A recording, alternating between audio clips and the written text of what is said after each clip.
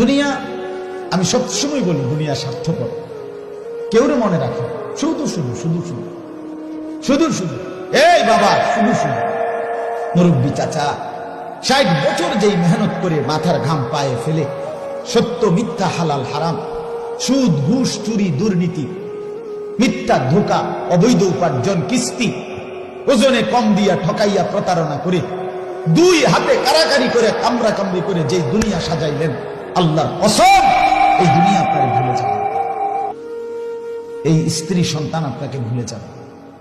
এরা মনে রাখবে না, এরা মনে রাখবে। এই খাট পালন সোফা ফার্নিচার পরবর্তী 20 বছরের ব্যবধানে আপনার চিহ্ন থাকবে।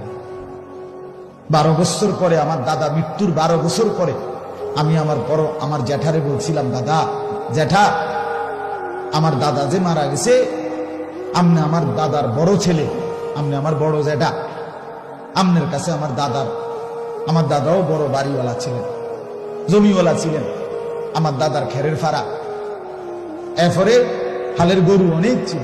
আগের দিনে পয়সাওয়ালা চিন্ত এই 2 জিনিস দিয়ে, হ্যাঁ গৃহস্থ খেরের ফাড়া কত, আর হলো কি হালের গরু।